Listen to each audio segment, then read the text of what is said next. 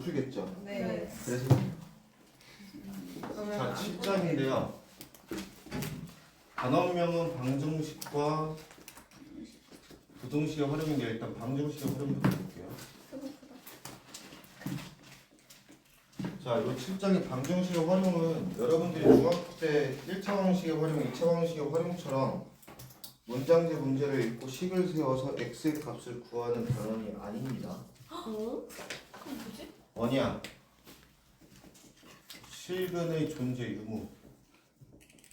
실근이 존재하냐 안 하냐? 존재한다면 몇 개 존재하니? 요거 보시는 거예요. 그래서 3차 같은 경우가 개형이 이렇게 되어 있는 경우 x축의 위치에 따라서 근의 종류가 총 3가지거든요. x축이 요게 존재하면 실근 하나, 허근 2개. 요렇게 존재하면 실근 하나, 중근 하나. 이렇게 존재하면 실근 하나, 중근 하나. 이렇게 존재하면 실근 하나, 허근 2개. 그 다음 마지막으로 이렇게 존재하면 실근 3개가 존재해요. 그래서 요거 가지고 실근의 개수에 따라서 K의 범위를 정하는 건데 요 문제 풀 때 가장 포인트가 뭐냐면 생각보다 여러분들이 fx는 0을 놨을 때 우리 얘를 어떻게 쓰겠어요? y는 fx와 y는 0의 교점의 x 좌표로 갔거든요.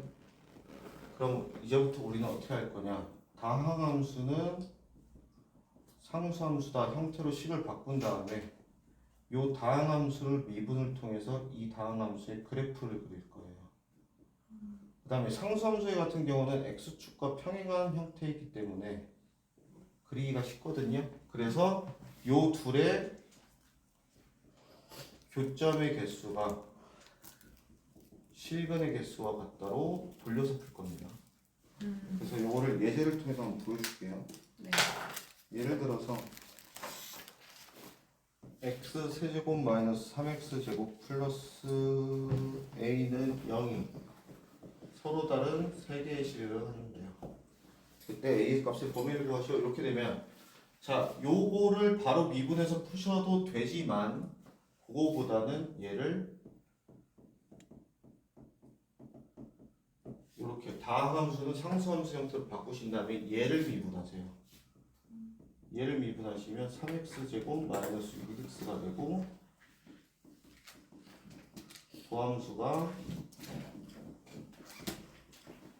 이렇게 되겠죠. 그럼 아래로 볼록이고 0과 2에서 x축과 만나니 여기서 증가, 감소, 증가가 이루어져서 그래프가 이렇게 그려져요. 그러면 상수함수인 y는 마이너스 a가 이렇게 존재해야지 세 개의 실근을 갖겠죠. 그러면 이 마이너스 a는 극대와 극소 사이에만 있으면 되니 우리는 극대값과 극소값을 차자로 가주시면 돼요. 그럼 극대는 x가 0일 때니까 0 넣으면 0이겠고 극소는 x가 마이너스 2일, x가 2일 때니까 넣으면은 마이너스 8 빼기 10이니까 이렇게 되겠죠. 따라서 마이너스 a가 마이너스 4보다 크고 0보다 작아야 되니 a는 0보다 크고 4보다 작다. 이렇게 보여주시면 돼요. 그래서 다항함수와 상수함수 형태로 놓고 다항함수를 미분하고 그 다항함수의 개형을 찾으신 다음에 이 상수함수의 위치가 어디로 가야지 문제에 맞게 될까를 고민해 주시면 돼요. 이게 방정식에 대해서 활용인데요. 여기서 이제 한 단계 더 나가는 게 fx가 요거고요. gx가 이거래요. 이때 fx와 gx가 서로 다른 세 점에서 만난대요. 그 뜻은 뭐예요? fx는 gx의 실근이 3개라는 의미겠죠. 따라서 x제곱 마이너스 11x는 x 플러스 k라고 놓으시고 얘만 이항시켜서 똑같이 미분하신 다음에 3으로 묶으면 이렇게 돼서 도함수 그리셔서 증가표현 그리실 필요가 없어요. 어떻게 되죠? 당연히 K가 어디 위치해야겠어요? 여기 위치해야겠죠. 따라서 똑같이 극대극소 찾아주시면 돼요. 그럼 극대는 x가 마이너스 2일 때니까 마이너스 8 플러스 24니까 16이고요. x가 2일 때니까 마이너스 16이 돼서 K는 마이너스 16부터 16이구나 이렇게 보여주시면 됩니다. 이게 방정식의 활용이에요. 크게 어렵진 않죠. 대신에 상수함수 형태로 놔야지, 안 그러고 이거 넘긴 상태에서 미분해버리면 상수가 사라지기 때문에 그때부터 소금 헷갈려요. 그래서 상수함수 부분은 남겨두신다 라고 생각을 해두시면 되고요. 부등식 활용은요 딱 하나만 조심하시면 돼요.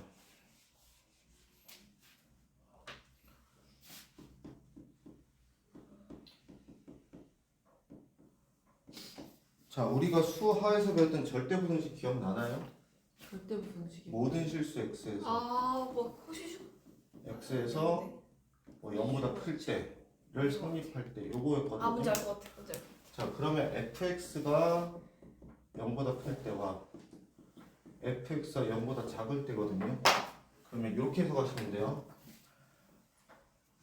모든 실수 x든 아니면 제한된 정의역이든 어쨌든 fx의 최소값이 0보다 크시면 되고요. 이때는 모든 실수 x든 아니면 제한된 정의역에서의 최대값이 0보다 작으시면 돼요. 요거만 주의하시면 되는데 이때 요 최소 최대를 우리가 6장에서 배웠던 최대 최소를 이용할 거예요. 그래서 미분하셔서 극대극소 찾으시고 정의역이 제한되어 있으면 정의역의 범위에 따라서 최대 최소를 구하신 다음에 그게 어떠한 값보다 작거나 크다 이렇게 봐주시면 되는데 얘도 마찬가지입니다. 예를 들어보면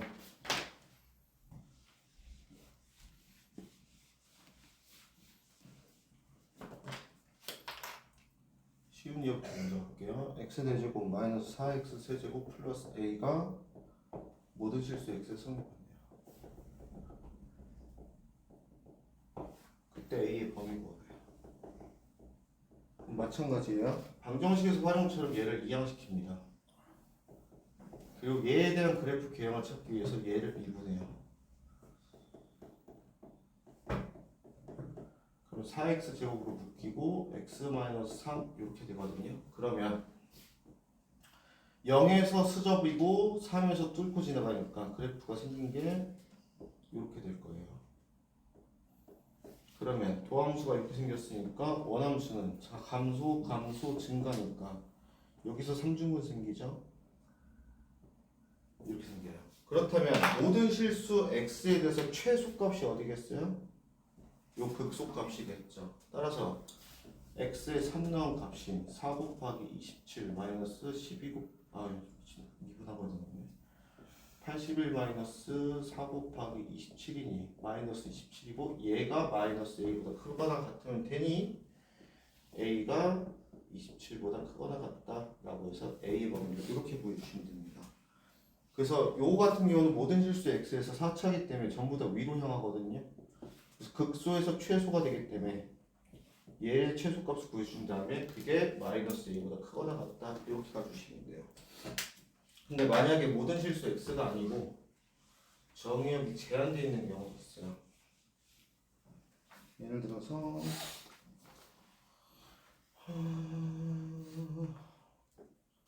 2x 세제곱 플러스 3x 제곱 플러스 k가 0보다 작거나 같은데 x가 0보다 작을 때 모두 제곱을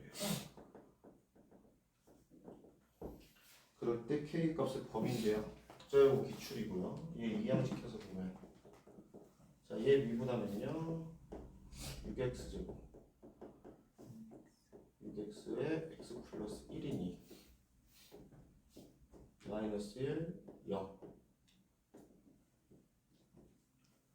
요건데 우리가 볼 것은 0보다 작은 범위니까 이쪽은 볼 거 없이 이렇게만 볼 거예요. 그러면 여기서 그래프에서 최대값은 어디겠어요? 요 극대값이겠죠. 따라서 x가 마이너스 1일 때의 값이니까 마이너스 1을 대입해주면 1이 돼요. 따라서 1이 마이너스 k보다 작거나 같으면 되니 k는 마이너스 1보다 작거나 같으면 된다. 이렇게 보여주시면 되겠습니다. 이게 7장이에요. 여기서 나중에 적분으로 들어가면은 절대값 씌우는 경우도 가끔씩 나오거든요. 그거는 적분 가서 볼게요. 여기서는 이 정도만 보시면 되고 해서 숙제 정리합시다. 숙제 1번 마플 등비수열, 등비스. 두 번째 하이하이 역역. 2차까지. 등차까지요. 네. 등차가 그래서 토요일 날 기출 안 풀고 요거 풀이부터 끝낼 겁니다. 예. 하이하이 전체랑 삼각형의 넓이. 너희 그 그래프는 봤다니? 그래프는 이제 다음 주에 정리해서 만들어야지. 그 다음에 일단 숙제는 요 두 개고요. 플러스 없다. 그러니까 그게 너무 어? 진짜 아니요 그냥 모르는 편이면 돼요. 진짜 유재만. 아 지금 진짜 그거- 대신해야 돼. 그거 끝나고 하면 안 돼요. 저희 시험. 제 시험 진짜 거의 거의 사 사시험 줬대요 진짜. 진짜 얼마 안 남았어요. 요거만 해오세요. 어차피 안 할 것 같지만 그래도 진짜. 야, 너 시험 공부 시작해야 되는데. 야,